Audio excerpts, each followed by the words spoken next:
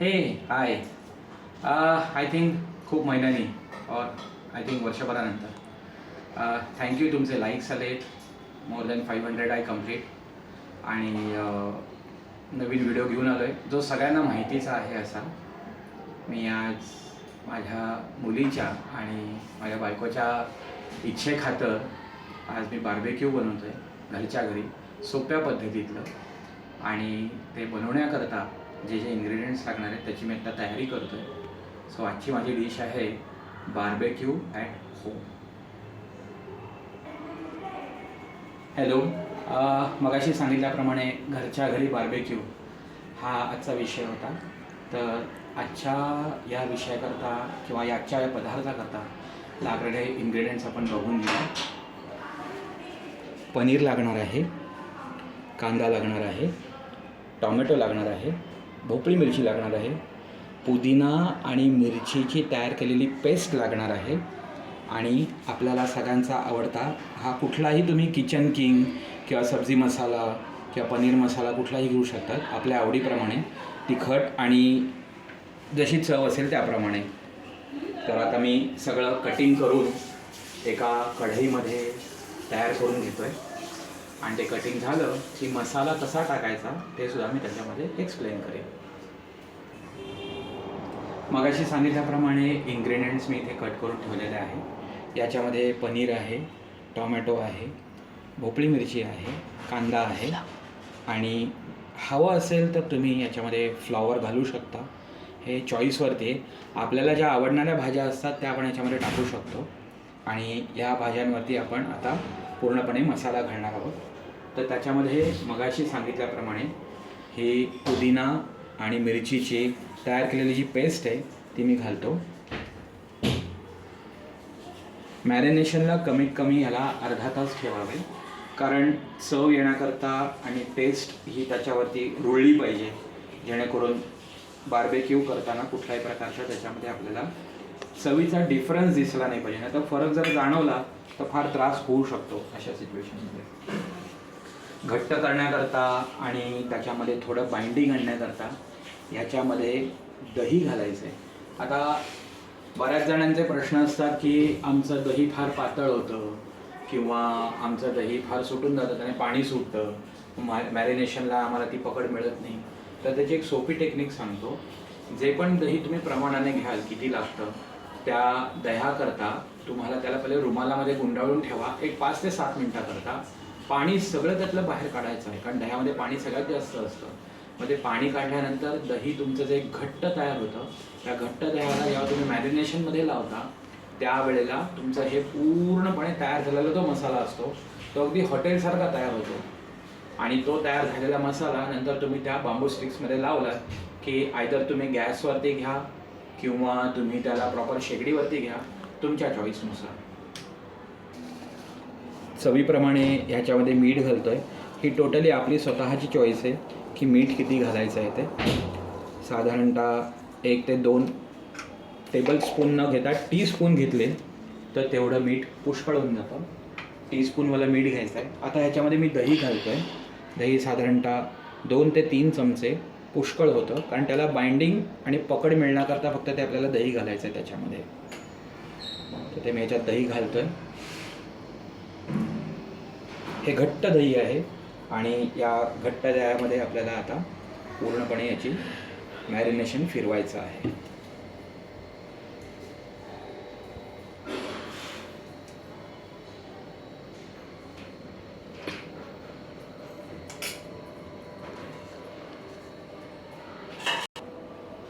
मसाल्यांमध्ये आपल्याला ह्याच्यामध्ये थोडीशी रंग येण्यापुरती म्हणून हळद घालायची.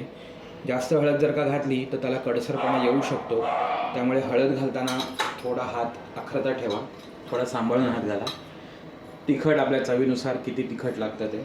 मोस्टली मी स्वतः तिखट खाणारा आहे त्यामुळे मी ह्याच्यामध्ये पूर्ण 1 चमचा तिखट याच्यामध्ये घालतो आहे.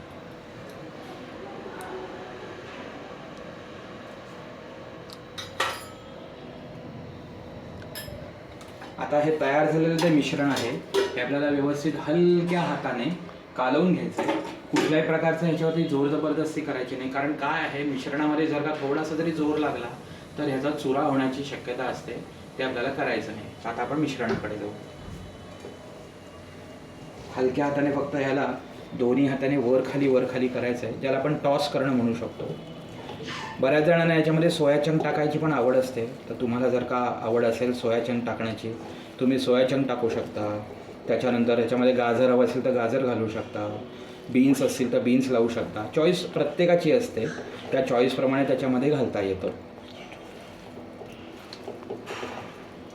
आता तुम्ही इथे बघू शकताय की घट्ट दही जेव्हा मी ह्याच्या प्रत्येक पार्टवरती व्यवस्थित फिरवतो आहे, तेव्हा ते किती व्यवस्थित लागतं आहे आणि त्या पार्टप्रमाणे त्याला मॅरिनेशन आपल्याला व्यवस्थित करता येतं आहे. बार्बेक्यू नेशनमध्ये जर का तुम्ही कधी गेला असाल तर बरेचदा तुम्हाला याच्यामध्ये काही लोक अननससुद्धा घालताना दिसतात. अननसाची खरंच टेस्ट चांगली येते. मला स्वतःला पर्सनली अननस खूप आवडतं. मशरूम हवे असेल तर तुम्ही मशरूमही घालू शकता, ती पण एक चॉईस आहे तुमच्याकडे चांगली. सो हे शेवटी चॉईसवरती आहे की बार्बेक्यूमध्ये व्हेजिटेबल बार्बेक्यू जर का म्हटलं तर काय काय घालायचं आहे. बट येस, जे स्टँडर्ड भाज्या ज्या आहेत त्या आपण त्याच्यामध्ये लावत आहोत. आणि आता हे मॅरिनेशन साधारणतः एक अर्धा तास भिजवून ठेवायचं आहे, जेणेकरून सगळे मसाले जे आपण याच्यामध्ये घातलेले आहेत ते सगळे मसाले याच्यामध्ये व्यवस्थित अटॅच होतील त्याच्याबरोबर आणि एक चव चांगली येईल. मी आता हे सगळे अर्धा तास असंच ठेवतो आहे आणि हे ठेवल्यानंतर ह्याला स्टिकमध्ये कसं लावायचं हे मी तुम्हाला दाखवतो. ओके, अर्धा तास झालेला आहे आपला. बाजारामध्ये मोस्टली आपल्याला बार्बेक्यूच्या स्टिक्स ह्या अशा पद्धतीमध्ये मिळतात. याला बांबू स्टिक्स म्हणतात. ह्याला म्हणजे ॲक्च्युली ह्या जनरल स्टोअर्स किंवा ज्या स्टेशनरी स्टोअर्स असतात किंवा मोस्टली फ्रूट स्टोअर्स असतात मॉल्समध्ये, शॉपिंग मॉल्समध्ये, तिथे हे मिळून जातं. त्यांना फक्त आपल्याला सांगायचं की आम्हाला बार्बेक्यूच्या बांबू स्टिक्स ज्या आहेत त्या हव्या आहेत. त्या इझिली ॲक्सेसिबल सगळ्या जनरल स्टोअर्समध्ये आहेत. तर ह्या स्टिक्स आता आपण काढून ह्याच्यामध्ये प्रत्येक भाजी आता एक लावत जाणार आहोत. फक्त एक गोष्ट असं आहे, म्हणजे माझी ही सगळ्यांना एक रिक्वेस्ट आहे की जर का तुम्ही बांबू स्टिक घेऊन जर का तव्यावरती करत असाल तर ते डायरेक्ट घेतली तरी चालते. परंतु जर का कोळशावर घ्यायचं असेल तुम्हाला तर कोळशावर घेताना या बांबू स्टिक कमीत कमी 20 ते 25 मिनटं पाण्यामध्ये भिजवून ठेवा. कारण असं आहे, हे शेवटी लाकूड आहे आणि ह्याला थोडीशी जरी कोळशाची धग लागली तर ह्या जळून जातील आणि जर का जळल्या तर तुमच्या बार्बेक्यूची सगळी मजा निघून जाईल. त्यामुळे गॅसवर जर करत असाल तर डेफिनेटली मी तुम्हाला रेकमेंड करेन की हे अशाच वापरले तरी चालतील. पण जर का कोळशावर करायचे असतील तर त्याला नक्की पाण्यामध्ये भिजवा, जेणेकरून हा बांबू कुठेही जळत नाही. तर आता मी तुमच्यासमोर एक एक स्टिक लावून दाखवतो आहे कशी लावायची आहे ते. गॅस आपण चालू करून ह्याच्यावरती आपला ग्रिल पॅन जो आहे तो रेडी करून ठेवलेला आहे. त्या ग्रिल पॅनवरती मी आता एक एक स्टिक तुमच्यासमोर ठेवत जाणार आहे. चॉईस तुमच्यावरती, तुम्ही कुठलाही पहिल्यांदा लावू शकता. काही लोक म्हणतात आम्हाला पहिले टोमॅटोने सुरुवात करायची आहे किंवा आम्हाला कोणी फ्लॉवरने सुरुवात करायची आहे. सो प्रत्येकाची चॉईस आहे, त्या चॉईसप्रमाणे तुम्ही लावू शकता. आता मी सुरुवात करतो एक एक लावायला.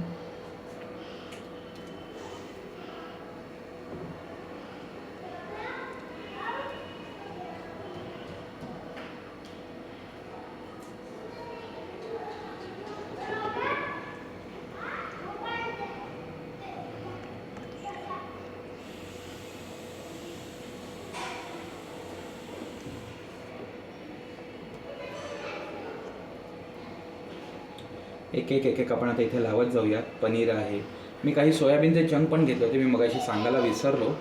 पण तुमची जर का चॉईस असेल आणि तुम्हाला जर का सोया चंक्स आवडत असेल तर ह्या पद्धतीमध्ये तुम्ही पूर्ण स्टिक तयार करू शकता डिझाईनने आणि त्याप्रमाणे आपल्याला एक एक करत लावायचे. आता ह्या लावलेल्या ज्या स्टिक्स आहेत या पूर्णपणे रेडी करून ठेवून द्यायच्या आहेत. किंवा जर का शक्य होत असेल आणि तुमचा तवा व्यवस्थित जर का तापलेला असेल ग्रिल पॅनचा तर घेऊन ही फक्त अशीच्या अशी इथे ठेवून द्यायची. बघा तडक्याचा आवाज आत्तापासून चालला आहे, जसं काही तवा आपण वाट बघतो आहे की बाबा माझ्याकडे दे आणि मी तुला फार छान पद्धतीमध्ये ग्रिल करून दाखवतो. मजा असते हे करण्यामध्ये सुद्धा, ती मजा घ्यायची करताना आपण पण.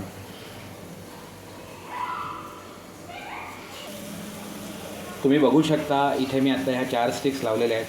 अशा आपण आपल्या चॉईसप्रमाणे स्टिक्स लावत जाऊ शकतो. गरज वाटली तरच ह्याच्यामध्ये तेल टाका, नाहीतर हे जर का डायरेक्ट रोस्ट होत असेल थोड्या हाय फ्लेमवरती तर काही हरकत नाही आहे. आणि आता अशा प्रकारे ज्या उरलेल्या ज्या बांबू स्टिक्स आहेत त्या मी प्रत्येक ह्या रोस्टिंगमध्ये सगळ्या लावत जाणार आहे. आणि ह्या जशा जशा ग्रिल होत जातील तशा जशा बाहेर काढायच्या. तुम्ही अख्खी स्टिक ठेवू शकता. अख्खी स्टिक द्यायची नसेल ते जेव्हा रोस्ट होऊन जाईल, त्या रोस्ट झाल्यानंतर तुम्ही त्याच्यात फक्त जेवढे काही इन्ग्रेडियंट्स तुम्ही लावलेले बार्बेक्यू करता ते बाहेर काढा आणि ते डायरेक्ट डिशमध्ये सर्व पण करू शकता. सो मी तुम्हाला दोन्ही गोष्टी दाखवणार आहे की बांबू स्टिक्स बरोबर त्याचा टेक्स्चर कसं दिसतं आणि बांबू स्टिकमधनं काढल्यानंतर त्याचं कसं टेक्स्चर दिसतं. एक 5 मिनटामध्ये हे होऊन जातील, त्याच्यानंतर मी तुम्हाला दाखवतो. इकडे तुम्ही काही ठिकाणी बघू शकता टेक्स्चरला जर का नीट बघितलं तर ब्राऊन ब्राऊन मस्त व्हायला सुरुवात झालेली आहे. मी जस्ट एक पलटी मारून चेक करून बघितलं की कुठल्या प्रकारची आपली त्याची टेस्ट येते ते, आणि बघितलं तर खरोखरच ते प्रॉपर भाजलं जातं आहे ग्रिल पॅनवरती. आता बाकीचे जेवढे आपले ग्रिल पॅनवरचे आहेत ते एक एक एक करत फक्त आपल्याला गोल फिरवायचे आहेत आणि किती भाजून हवा आहे आपल्याला हे आपल्या चॉईसप्रमाणे आपण ठरवायचं आहे आणि तेवढा ब्राऊन आपण करू शकतो. भाजल्यानंतर तुम्ही बघू शकता की इथे कुठल्या प्रकारे आपले कलर्स चेंज झालेले आहे. म्हणजे मी इथे काही लावून ठेवलेले, तुम्ही हे पण बघू शकता की हे भाजण्याआधीचे कलर्स आहेत आपले, आणि भाजून झाल्यानंतर त्याची टेक्स्चर कशी बदलते, त्याला एक टोन कसा येतो व्यवस्थित भाजलेल्याचा, हे मी तुम्हाला अगदी जवळनं दाखवायचा प्रयत्न करत आहे. तुम्ही बघू शकता की ह्याच्यामध्ये एक भाजल्याच्यानंतर सुगंध पण येतो. काही जणांना हवं असेल तर ॲडिशनल थोडा एक खटास हवा असेल तर त्याच्यावर एक लिंबू पिळू शकता तुम्ही, ज्याने एक टेस्ट अजून वेगळी येते. कोथिंबीर घालू शकता, चॉईस आहेत आपल्यावरती. शेवटी लोक जसं म्हणतात की जेवण हा एक असा नखरेल पदार्थ आहे की तुम्ही त्याला जेवढं वाढवाल तेवढं ते सुगंधी होत जातं. आणि मीडियम फ्लेमवरती त्याला ठेवून तुम्ही एक साधारणतः 10 ते 12 मिनटं त्याला भाजून घ्यायचं आहे.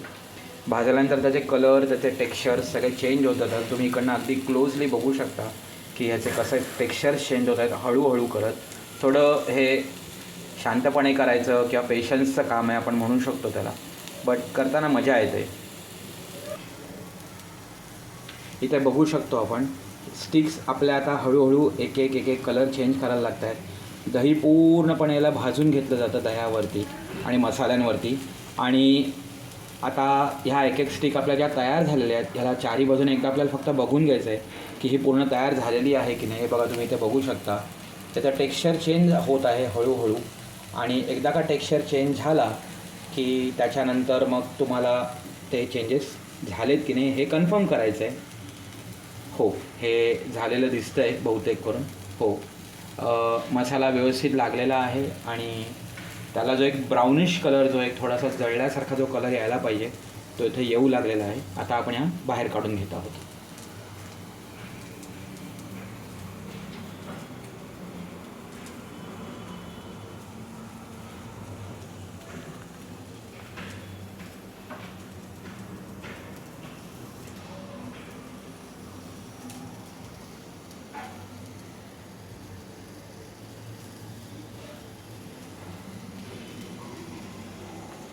सो अशा प्रकारे आपली ही आजची घरच्या घरी बार्बेक्यू ही डिश तयार झालेली आहे.